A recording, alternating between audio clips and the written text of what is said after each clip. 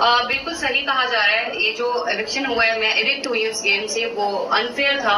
मुझे इस गेम में अभी और खेलना था, मैंने तो खेलना स्टार्ट ही नहीं किया था। और मैं अगर निकली हूँ इस घर से तो वोटिंग की वजह से नहीं निकली हूँ। मुझे पूरा सपोर्ट मिला है जनता का, पर जो अंदर घर वाले थे, घर वालों की वजह से जो है मुझे इस गेम से आउट होना पड़ा, निकलना पड़ा। तो ऐसे कौन से घर वाले लग रहे थे आपको कि जिन्होंने कहा कि आपको निकलना चाहिए, जिन्होंने आपको सपोर्ट नहीं किया? जी, सबसे पहले दीपक जी, क्योंकि उन्होंने मुझे नॉमिनेशन की उसमें डाला था, और दूसरा नेजी भाई। और नेजी भाई का मुझे बुरा नहीं लगा, क्योंकि उन्होंने कल के एपिसोड में बोला है कि मैं बहुत मतलब मुझे बहुत बुरा लग रहा है कि पायल मेरी वजह से गई है, और शायद मेरा वो डिसीजन गलत था। तो जो एक थोड़ा सा दुख था मुझे भाई को लेके कि उन्होंने ऐसा बोला, वो अब क्लियर हो गया कि उनको ये एहसास हो गया कि उनकी वजह से आज मैं उस गेम में नहीं हूँ। पर दीपक जी के लिए मुझे बिल्कुल भी सरप्राइज नहीं हुआ, क्योंकि वो ऑलरेडी अपने दिमाग में ये चीज बैठा के बैठे थे कि ये 3 लोग एक ही घर से आए हैं और इनके 3 वोट एक साथ हैं, ये मिलके खेलेंगे। उन्होंने हमें इंडिविजुअल देखा ही नहीं, और वो चाहते ही नहीं कि हम इंडिविजुअल इस गेम में रह के खेल सकें। वेल, आपने दीपक जी की बात करी, मैं बात करूँ नीरज जी की। उन्हें ऐसा लगता है कि दीपक एज अ विनर निकल सके। वो बहुत अच्छे प्लेयर है, जस्ट बिकॉज वो अभी व्हील चेयर पर है या उनका फ्रैक्चर है, इसी वजह से वो अपनी गेम को ज्यादा एक्सप्लोर नहीं कर पा रहे। क्या कहना है आपको इस बारे में?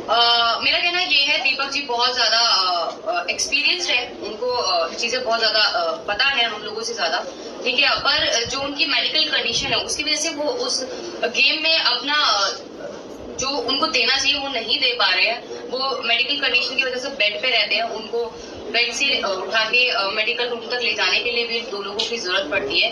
तो मुझे ऐसा लग रहा है कि उनको इस वक्त ना बुला के शायद नेक्स्ट सीजन में अगर बुलाते तो वो शायद बहुत ज्यादा अच्छे से खेलते और शायद विनर भी हो सकते थे। फिर इसी के साथ साथ ये भी जानना चाहेंगे, शिवानी का और अरमान जी का जब फाइट हुआ था उस दिन मॉर्निंग में, अगले दिन मॉर्निंग में सना मकबूल, पलोमी और शिवानी बैठी थी और अरमान सामने की तरफ बैठे थे आप लोगों के बीच में। तब शिवानी को उन्होंने ये कहा था कि ये इंसान पर भरोसा नहीं करना, और वहीं हम दूसरी तरफ सोशल मीडिया पर देख रहे हैं कि शिवानी ऑलरेडी एक ब्लॉग बना चुकी है अरमान जी के साथ। मतलब वो उनको पहचानती है 2 साल पहले की है। वो 2 साल पहले एक्चुअली क्या था कि हम लोगों की ग्रैंड मैरिज हो रही थी, मेरी और अरमान की। मेरा सपना था जो वो पूरा कर रहे थे। तो उस ग्रैंड मैरिज में शिवानी ऑल्सो इन्वाइटेड, वो इन्वाइटेड थी। उस टाइम तकरीबन उसके 1.5 मिलियन या 2 मिलियन सब्सक्राइबर थे यूट्यूब पे। तो वो हमारी शादी में आई थी इंजॉय करने, तो वो 2-2.5 साल से हमें ऑलरेडी जानती थी। जी। वेल, अभी ये जो उन्होंने कहा है कि इन पे भरोसा नहीं करना चाहिए, वो बहुत शातिर है। क्या कहना चाहोगी इस चीज को लेकर आप? शिवानी के लिए आप बोल रहे हैं? यस जी, शिवानी, क्योंकि गेम के अंदर आने के बाद जिस शिवानी को हम जानते थे वो शिवानी उस गेम में रही नहीं। वो मतलब कहते हैं ना, वो पहले से प्लान करके गई है, मुझे ये करना है तो मैं कैमरे के सामने रहूंगी, मैं ज्यादा दिखूंगी। तो वो वही काम कर रही है। वो अपनी भाषा को लेके बार बार बोलती है कि मेरी भाषा लोगों को समझ नहीं आती। दूसरा, वो लोगों के सामने ऐसा प्रेटेंड करती है कि वो बच्ची है, वो छोटी है, पर ऐसा कुछ नहीं है, वो छोटी नहीं है गाइस। वो अपने घर को खुद चलाती है, और कोई भी छोटा बच्चा बिग बॉस शो में नहीं खेलने आता है। कोई समझदार ही बिग बॉस ऐसे कंटेस्टेंट लेके आता है जो गेम को खेल सकता है और खेलने की कैपेसिटी रखता है और जीतने की भी रखता है। तो वो बच्ची नहीं है। दूसरा, उसकी हार्श बात करने का तरीका, वो अपने से बड़े की रिस्पेक्ट नहीं करी है। जैसे कि उसने रणवीर जी से बदतमीजी की, अरमान जी से करी बदतमीजी, मेरे से, क्योंकि हम ऑलमोस्ट हम सभी उससे बड़े हैं। अगर वो 22 साल की है तो आई वॉज 32 ईयर्स, मैं 32 साल की हूँ, तकरीबन 10 साल उससे बड़ी। तो उसने सबके साथ जो है बहुत रूड तरीके से बात करी, और किसी को भी अच्छे से बात नहीं करती। वेल, कई लोगों का ये भी कहना है कि हमें दूसरी मनीषा रानी नहीं चाहिए, एक ही काफी थी। तो आपको लगता है वो मनीषा रानी बनने की कोशिश कर रही है और दिल जीतने की कोशिश कर रही है लोगों को? पर जो मनीषा रानी ने जो खेला और उसने अपने आप को दिखाया है बिग बॉस में, वो एक पॉजिटिव वजह से, उसकी सिर्फ लैंग्वेज सेम थी, पर वो बिल्कुल भी अपनी शिवानी जैसी बिल्कुल भी नहीं थी। उसका नेचर बहुत ही अच्छा है, और शिवानी जो है लोगों को डोमिनेट कर रही है। वो जिस तरीके से चिल्ला चिल्ला के बोलती है, अपनी बात आगे रखने के लिए वो चिल्लाती है, लोगों के सामने बदतमीजी करती है। जैसे बहुत सारे लोग, ऑलमोस्ट सभी लोगों से उसकी, सिर्फ चंद्रिका और सना मकबूल और विशाल से भी उसका झगड़ा हो चुका है। ऑलमोस्ट सभी घर वालों से उसका झगड़ा ऑलरेडी हो चुके हैं। तो मनीषा ऐसी नहीं थी। मनीषा बहुत अच्छा पोलाइटली सबके साथ थी और बहुत अच्छा रिलेशन बना के सबके साथ। वेल आप लोग आपके रिश्तों के बारे में बाहर बहुत ज्यादा ट्रोलिंग चल रही है, आप आपके रिश्तों को क्या कहना चाहोगे, रिश्ते के बारे में लोगों को क्या कहना चाहोगे जिस तरह से बाहर लोग एक्सेप्ट नहीं कर रहे हैं? वही आपके यूट्यूब पर आपके फैन फॉलोइंग जरूर होंगे,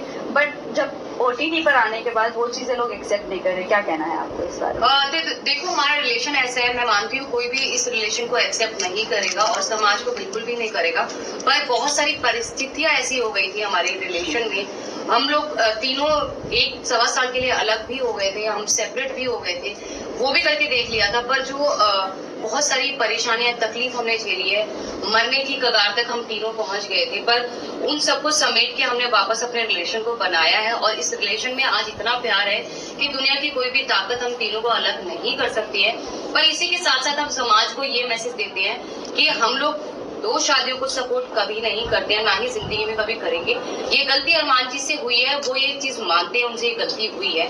बहुत सारे लोग बोलते हैं कि हम पॉलीगमी को सपोर्ट करें 2 शादियों को। नहीं जी नहीं, हम बिल्कुल भी नहीं कर रहे हैं। हम अपने हर ब्लॉग, हर न्यूज चैनल पे जब हम अपना इंटरव्यू देते हैं तो हर जगह बोलते हैं कि प्लीज हमसे ये गलती होगी, आप लोग ना करें, क्योंकि हमारे जैसा अंडरस्टैंडिंग, हमारे जैसा प्यार एक औरत और दूसरी औरत के बीच में नहीं हो सकता। पायल, अभी जिस तरह से आपने कहा कि बहुत सारी चीजें हुई आपकी लाइफ में, बहुत स्ट्रगल्स भी हुए हैं, अब जब आप बिग बॉस पर आते हो और इतना डार्क फेस को वापस से एक बार रिपीट किया जा रहा है, सेम चीजें रिपीट की जा रही है, ये कितना मेंटली टॉर्चर है और इससे अभी उगना चाहोगे या वहीं पर वो सब मेमोरीज अभी रिकलेक्ट करते रहना है? नहीं, बिल्कुल भी रिकलेक्ट नहीं करना। अब उस फेस को हम बिल्कुल भूल चुके हैं। पर क्या होता है ना कि आपकी कुछ चीजें, कुछ इमोशन जुड़े होते हैं आपकी लाइफ के साथ, तो वो उस समय के साथ भी हमारे थोड़े, मेरे अलग है, अरमान के अलग है, कृतिका के अलग है इमोशंस हैं। वो जब कोई बिल्कुल अंदर घुसता है ना तो एक डार्क फेस याद आता है और वो थोड़ा इमोशनल हो जाता है। तो लेकिन अब उस लाइफ को हम बिल्कुल भी याद नहीं करना चाहते और बिल्कुल भी नहीं उसके बारे में बात करना चाहते। इवन पायल, अभी आप घर से बाहर हो चुकी हैं, आप अपने बच्चों के साथ हैं, लेकिन आप अरमान को कितना मिस करेंगी, क्योंकि अभी वो लोग घर के अंदर ही है? अरमान जी घर के अंदर है, मैं उनको मिस नहीं करूंगी, क्योंकि मैं उन्हें रोज 24 आवर्स लाइव देखूंगी और उनके हर एक जितने भी एपिसोड्स आएंगे वो देखूंगी, उनको मिस नहीं करूंगी, क्योंकि ऑलरेडी उनके पास कृतिका है उनके सपोर्ट के लिए, पर बाहर से फुल सपोर्ट दूंगी।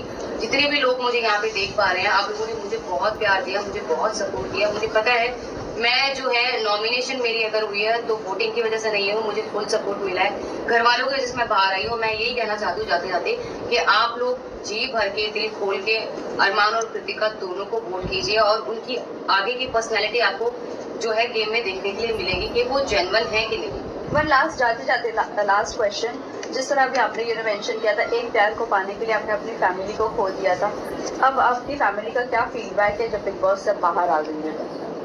मेरी फैमिली का कोई फीडबैक नहीं है और मुझे नहीं लगता कि उनको मेरे फेम से, मेरे पैसे से कोई लेना देना है, क्योंकि ऑलरेडी फेम मेरे पास है, लोग मुझे जानते हैं, मेरे यूट्यूब से, मेरे इंस्टा से लोग मुझे जानते हैं। अगर ऐसा कुछ होता तो वो 13 साल में वेट नहीं करते मेरे पास आने के लिए। तो बिग बॉस OTT से उन लोगों को कोई फर्क नहीं पड़ेगा।